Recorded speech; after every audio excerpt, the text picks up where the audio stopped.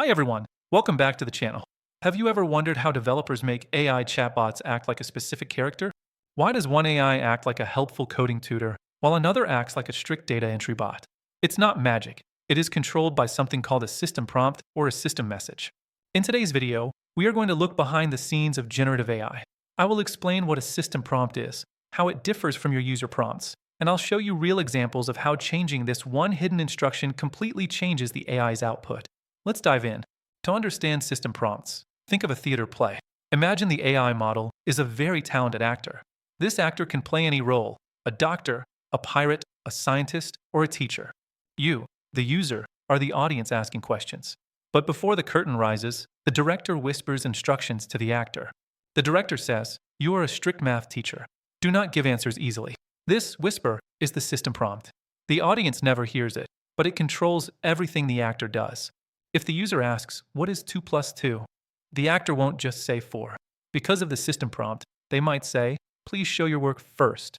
Technically speaking, when we build applications using LLMs like GPT, 4, or Gemini, the conversation is divided into 3 roles. First, the system role.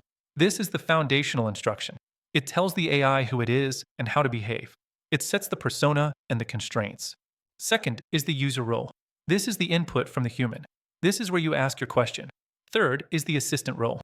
This is the answer the AI generates. The important thing to remember is, the system prompt has higher authority. If the system prompt says "speak only in Telugu" and the user says "speak in English," the AI will usually refuse the user to follow the system. Let's see this in action. I am going to give the exact same question to the AI, but I will change the system prompt. Scenario A, the helpful tutor.